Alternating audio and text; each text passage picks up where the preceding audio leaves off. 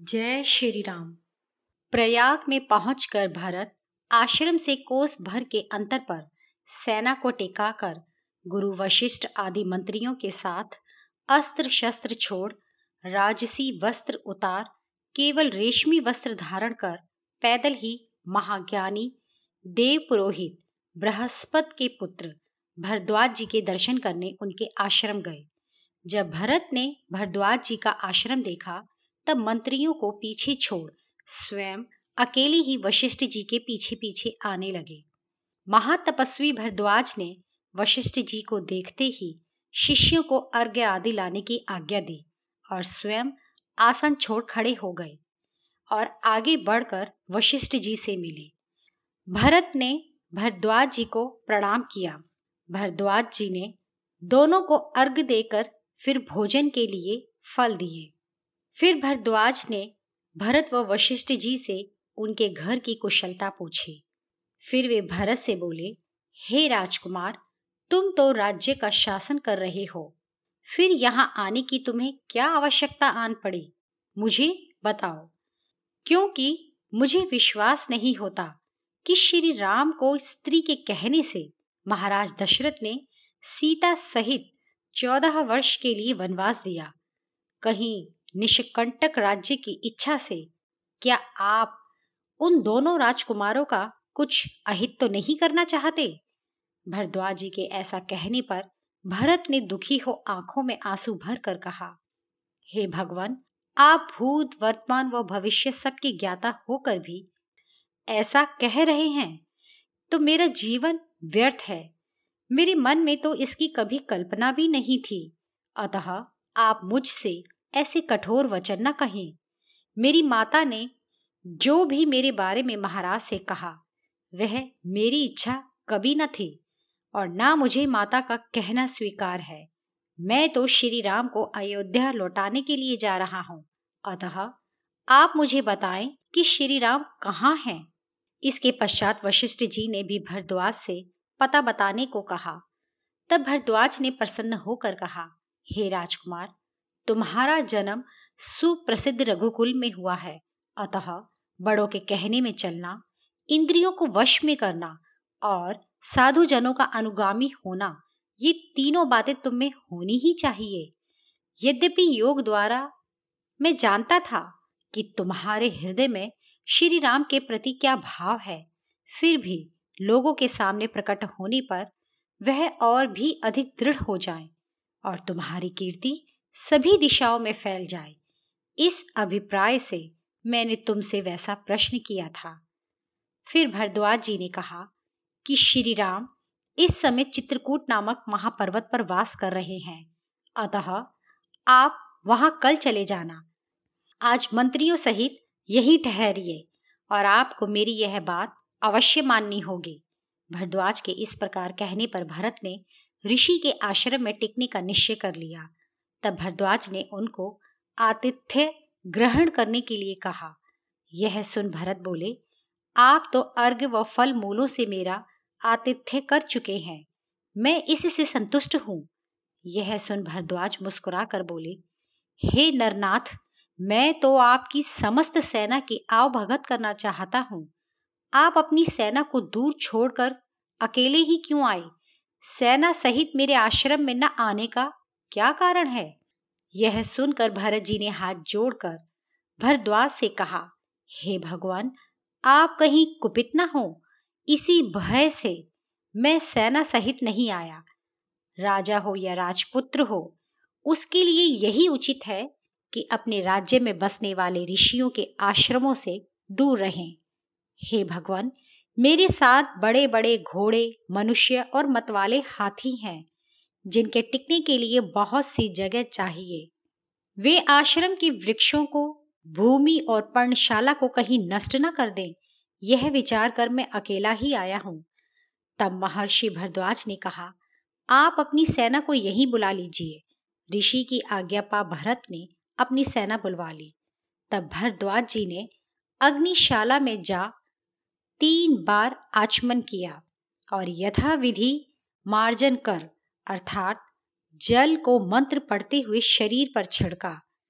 भरत जी की आवभगत के लिए विश्वकर्मा का आवाहन किया।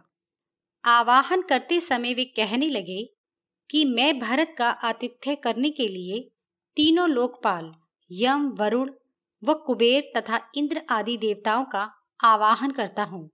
वे आकर आतिथ्य की तैयारियां करें। साथ ही मैं विश्वकर्मा और त्वष्टा का भी आवाहन करता हूँ। वे समस्त सेना आदि के लिए घर बनाएं। पृथ्वी और आकाश में पूर्व से पश्चिम और पश्चिम से पूर्व को बहने वाली सब नदियां आज यहाँ आएं। वे नदियां आकर कोई मैरई नाम की मदिरा, कोई सुरा नाम की उत्तम मदिरा और कोई शीतल और ईख के रस जैसे मीठे जल को यहाँ बहाकर प्रकट करें। मैं विश्वावसु, हाहा, हुहु नामक देव गंधर्वों और देव गंधर्वियों तथा इंद्र व ब्रह्मा की सभा में नाचने वाली अप्सराओं का आवाहन करता हूँ।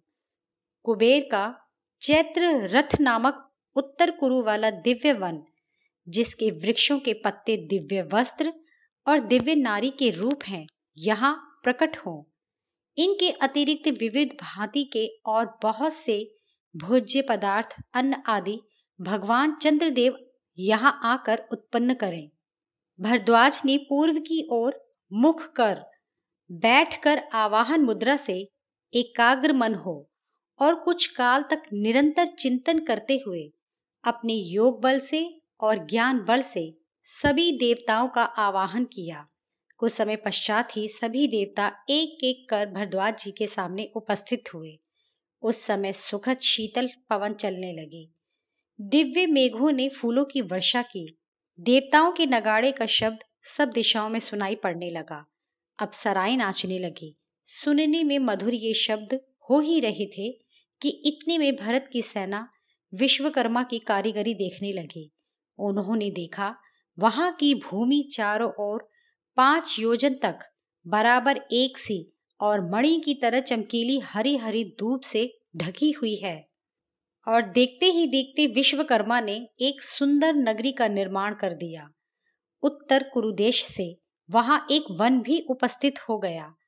एक दिव्य नदी भी वहां बहने लगी। इस नदी के तटों पर बहुत से वृक्ष लगे हुए थे। बादलों जैसी सफेद बंधनवार से सजे सफेद फूलों की माला से सुशोभित अनेक राजभवन वहां दिखाई पड़ने लगे। इन भवनों में भोज्य पदार्थ व सुंदर वस्त्र रखे थे।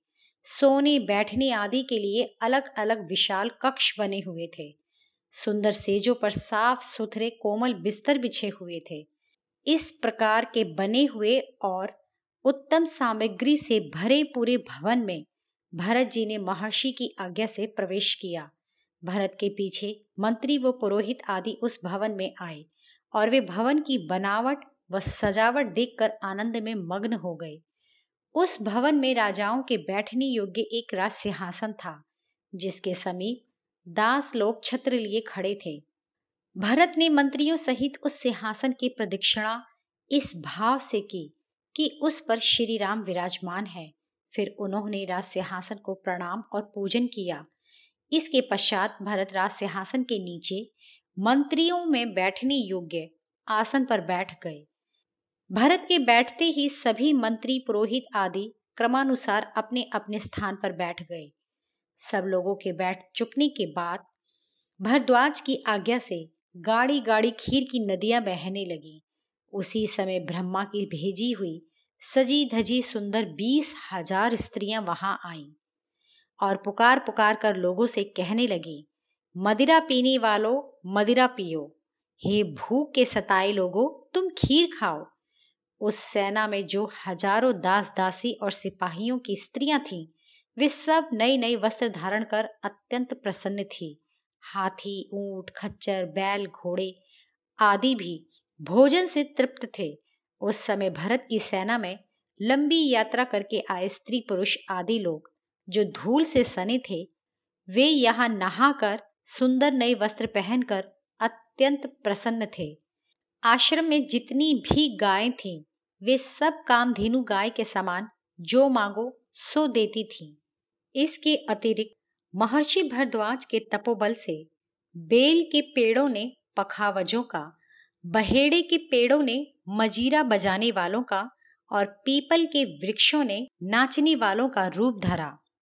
महर्षि भारद्वाज ने भरत के आतिथ्य के लिए जो स्वप्न के समान चमत्कार पूर्ण तैयारियां की थी, उससे भरत व उनकी समस्त सेना विस्मित थी। इस प्रकार भारद्वाज के आश्रम में भरत जी की सेना ने देवताओं की तरह विहार करते हुए वह रात बिताई। प्रातःकाल होते ही वे सब नदियां, गंधर्व, अप्सराएं, देवी देवता आदि मुनि से विदा हो अपने अपने स्थानों को लौट गए। परंतु भरत के अनुगामी वे सब लोग वैसे ही आनंद में मग्न थे और उसी प्रकार चंदन लगाए हुए थे जैसे रात्रि में थे। प्रातःकाल भरत श्री राम दर्शन की कामना से भारद्वाज जी के पास गए। भरत को हाथ जोड़े अपने समीप खड़ा देख अग्निहोत्र पूरा कर भारद्वाज जी ने भरत से कहा, हे राजकुमार, मेरे आश्रम में यह रात तुम्हारी सुख से तो कटी। तुम्हारे साथ के सब लोग मेरे आतिथ्य से भली भांति संतुष्ट तो हुए। तब भरत ने हाथ जोड़कर प्रणाम किया और बोले, हे भगवान, मैं सेना सहित इस आश्रम में सुख से रहा और हर प्रकार से आपने हम सबको अत्यधिक तृप्त किया। हम सब लोगों ने सुखपूर्वक रात बिताई, अच्छे अच्छे घरों में वास किया, बढ़िया बढ़िया स्वादिष्ट भोजन किए। रास्ते में जो कष्ट थकावट हुई थी वे सब दूर हो गई। हे ऋषिवर, अब मैं आपसे विदा होकर भ्राता श्री राम के पास जाना चाहता हूँ, अतः मुझे आज्ञा दीजिए और यह भी बताइए कि श्री राम का आश्रम यहाँ से कितनी दूर है और वहां जाने के लिए कौन सा मार्ग है। तब भारद्वाज जी बोले, हे भरत, यहाँ से 2.5 योजन की दूरी पर टूटे फूटे पत्थरों वाले निर्जन वन में चित्रकूट नामक एक रमणीय पहाड़ है। उस पर्वत की उत्तर दिशा में मंदाकिनी नदी बहती है। इस नदी के तटों पर फूलों के वृक्ष लगे हुए हैं। उसी से मिला हुआ चित्रकूट पर्वत है। उसी पर्वत पर एक पर्णकुटी में तुम दोनों भाइयों को निश्चय ही वास करते हुए पाओगे। हे कुमार, यमुना के दक्षिण वाले मार्ग से कुछ दूर जाने वाले 2 मार्ग मिलेंगे। आप दाहिनी ओर वाले मार्ग से हाथी घोड़ों से युक्त अपनी सेना को यदि ले जाओगे तो तुम्हें श्री राम के दर्शन हो जाएंगे। प्रस्थान करने का विचार सुन महाराज दशरथ की रानियों ने भारद्वाज जी के पैर छुए और महर्षि की परिक्रमा की। तब भारद्वाज जी ने कहा, हे भरत, मैं तुम्हारी माताओं का परिचय जानना चाहता हूँ। तब भरत ने हाथ जोड़कर कहा, हे भगवान, जो यह दीन दुर्बल मेरे पिता की पटरानी तथा देवी के समान दिखाई पड़ती है, यही श्री राम की जननी कौशल्या है और उनकी बाईं भुजा से लिपटी हुई जो उदास खड़ी हैं, वे राजकुमार लक्ष्मण व शत्रुघ्न की माता सुमित्रा हैं। हे मुनि, जिसकी करतूत से उन दोनों राजकुमारों का जीवन संकट में पड़ा हुआ है और जिसके कारण महाराज दशरथ स्वर्गवासी हुए हैं, वही यह क्रोध युक्त स्वभाव वाली, बुद्धिहीन, ऐश्वर्य प्राप्ति की चाह रखने वाली, निष्ठुर और पापिन कैकई मेरी माता है। यह कहकर लाल नेत्र कर क्रोध से भरत लंबी लंबी सांसें लेने लगे। भविष्य को जानने वाले भारद्वाज जी ने भरत से कहा, हे भरत, तुम कैकई को दोषी मत ठहराओ, क्योंकि श्री राम का यह वनवास आगे चलकर सुखकारी होगा। देव दानवों और बड़े बड़े महर्षियों की श्री राम के वन गमन से भलाई होगी। यह सुन भरत ने महर्षि को प्रणाम किया और आशीर्वाद प्राप्त कर उनकी परिक्रमा की और इसके बाद प्रस्थान के लिए सेना को आज्ञा दी। जब उस महासेना ने वन में होकर प्रस्थान किया, तब वनवासी हाथी नदियों के तटों पर, पर्वतों के शिखरों पर तथा वन्य जंतु घबराकर इधर उधर भागने लगे। वहां की भूमि उन घोड़ों और बड़े बड़े हाथियों से ऐसी ढक गई थी कि बहुत देर तक दिखलाई नहीं पड़ती थी। भरत जी जब बहुत दूर तक निकल आए, तब वशिष्ठ जी कहने लगे, इस स्थान को देखकर ऐसा प्रतीत होता है कि हम उस स्थान पर पहुंच गए हैं जो भरद्वाज जी ने हमें बतलाया था। देखिए, वह तो चित्रकूट पर्वत है और यह मंदाकिनी नदी है और यही वह वन है जो दूर से नीले मेघ की तरह दिखाई पड़ता है। यह देखो, सुंदर और बड़े पर वाले मोर डर के मारे इधर उधर दौड़ रहे हैं। बहुत से हिरन दौड़ रहे हैं। यह स्थान तो स्वर्ग जैसा जान पड़ता है। फिर भरत ने कहा कि योग्य सैनिकों को वन में भेजकर पता लगाएं कि श्री राम व लक्ष्मण किस स्थान पर रह रहे हैं। यह सुन अपने अपने शस्त्रों को हाथ में लिए हुए वीरों ने वन में प्रवेश किया और कुछ ही दूर जाकर एक स्थान पर उन्होंने धुआं निकलते हुए देखा। उस धुएं को देख उन लोगों ने लौटकर भरत से कहा कि इस स्थान में मनुष्य के अलावा कौन अग्नि जला सकता है। अतः जान पड़ता है कि दोनों भाई यही रहते हैं। यदि दोनों भाई न भी हों तो अन्य कोई तपस्वी हो सकते हैं। वहां चलने से दोनों भाइयों के विषय में कोई जानकारी मिल सकती है। उन सैनिकों का कथन सुन भरत ने उनसे कहा, अच्छा, अब आप लोग चुपचाप यही ठहरे रहिए, यहां से आगे न जाइए। सुमंत्र और गुरु वशिष्ठ को साथ ले मैं ही आगे जाऊंगा। उस समय भरत के कहने से वे सब सैनिक वहीं टिके रहे और भरत ने उस ओर देखा जिस ओर धुआं उठ रहा था। वे जान गए कि अब श्री राम के दर्शन होने में बहुत विलंब नहीं है। यह विचार कर वे अत्यंत प्रसन्न हुए। उधर श्री राम को इस पर्वत पर रहते हुए बहुत दिन हो चुके थे। वे सीता का तथा अपना मन बहलाने के लिए सीता को चित्रकूट की शोभा दिखा रहे थे। श्री राम सीता जी से बोले, हे भद्रे, इस रमणीय पर्वत की शोभा देखने से वियोग आदि दुख अब मुझे नहीं सताता। यद्यपि यह पर्वत अनेक प्रकार के छोटे बड़े हिंसक जंतुओं से भरा है, लेकिन तपस्वियों के तप प्रभाव से इन भयंकर जंतुओं ने अपना हिंसक स्वभाव त्याग दिया है। इस प्रकार आपस में बातचीत करते हुए श्री राम सीता जी सहित वहां बैठे हुए थे कि इतने में उनके पास आती हुई भरत जी की सेना के चलने से उड़ी हुई धूल और सैनिकों का शोर आकाश को छूते हुए प्रकट हुआ। उस महाकोलाहल से घबराए वन्य जंतु इधर उधर भागने लगे। हाथियों को भागते देख और सेना का कोलाहल सुन श्री राम ने लक्ष्मण से कहा, हे लक्ष्मण, जाकर पता करो कि यह भयंकर बादलों की गड़गड़ाहट का शोर कहाँ से आ रहा है। क्या कोई राजा वन में शिकार खेलने आया है अथवा कोई भयंकर और घातक जंतु इस वन में आ गया है, जिससे सभी वन्य जंतु भयभीत होकर इधर उधर भाग रहे हैं। श्री राम का वचन सुन लक्ष्मण तुरंत एक साल वृक्ष पर चढ़ गए और चारों ओर देखते हुए उन्हें उत्तर दिशा की ओर एक बड़ी सेना जिसमें हाथी, घोड़े, रथ और सजे सजाए पैदल सिपाहियों की भीड़ दिखाई पड़ी। लक्ष्मण ने उन सेना का विवरण देखकर श्री राम से निवेदन किया कि आप अग्नि बुझा दीजिए। सीता जी से कहिए कि वे गुफा में जाकर बैठें और आप कवच पहनकर धनुष बाण संभालिए। यह सुन श्री राम ने लक्ष्मण से कहा कि हे वत्स, ध्वज चिन्हों को देखकर यह तो निश्चय करो कि यह सेना किसकी है। श्री राम के ऐसे वचन सुन लक्ष्मण अत्यंत क्रोधित हो श्री राम से बोले, साफ दिखाई दे रहा है कैकई का पुत्र भरत राज्याभिषेक पाकर भी अकंटक राज्य पाने की कामना से हम दोनों का वध करने के लिए आ रहा है। अब हे वीर, हम दोनों धनुष बाण ले इस पर्वत पर चढ़ें। ये दोनों जन कवच पहन हथियार ले यही खड़े रहें। भारत को निश्चय ही हम लोग युद्ध में अपने वश में कर लेंगे। जिसके कारण यह विपत्ति पड़ी है, आज उसे भली भांति समझा देंगे।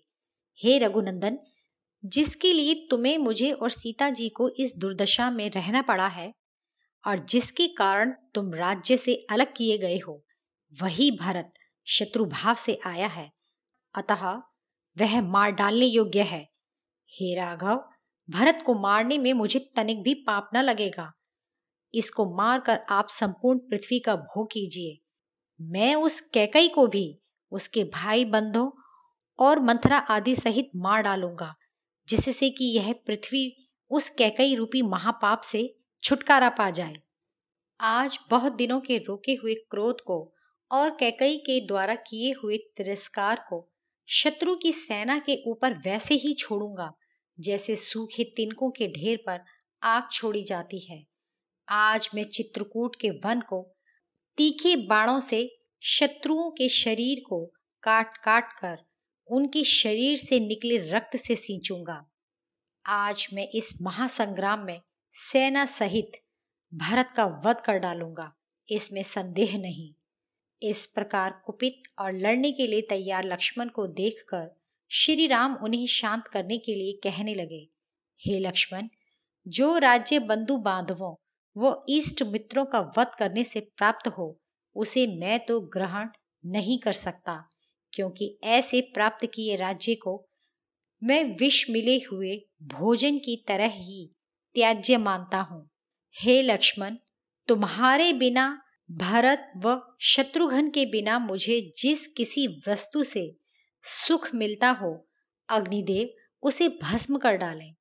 मुझे तो ऐसा जान पड़ता है कि मेरा प्राण प्रिय भाई जब ननिहाल से अयोध्या आया और हम तीनों का जटा वल्कल धारण कर वन में आने के विषय में सुना होगा, तब स्नेह से पूर्ण हृदय और शोक से विकल होकर हम लोगों से मिलने आया है।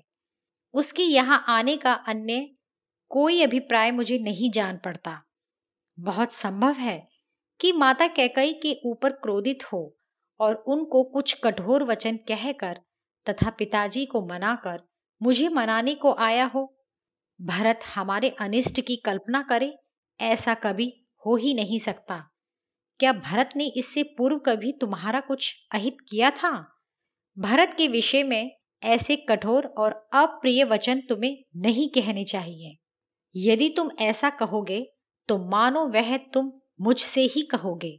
हे लक्ष्मण, जरा सोचो तो, चाहे कितनी भी भारी विपत्ति क्यों ना आन पड़े, किंतु पिता किसी भी दशा में अपने पुत्र का या भाई अपने भाई का वध नहीं कर सकता। और यदि तुमने ये सब बातें राज्य प्राप्ति के लिए कही हैं, तो मैं भारत से कहकर राज्य तुम्हें दिलवा दूंगा। हे लक्ष्मण, मैं सत्य कहता हूँ, मेरा ऐसा कहते ही कि राज्य लक्ष्मण को दे दो। भरत बहुत अच्छा कहने की सिवाय और कुछ नहीं कहेगा और वह राज्य तुम्हें सौंप देगा। श्री राम के ऐसे वचन सुनकर लक्ष्मण बहुत लज्जित हुए और लज्जित होकर उन्होंने यह उत्तर दिया कि मुझे तो ऐसा जान पड़ता है कि महाराज दशरथ स्वयं ही तुमको देखने आए हैं।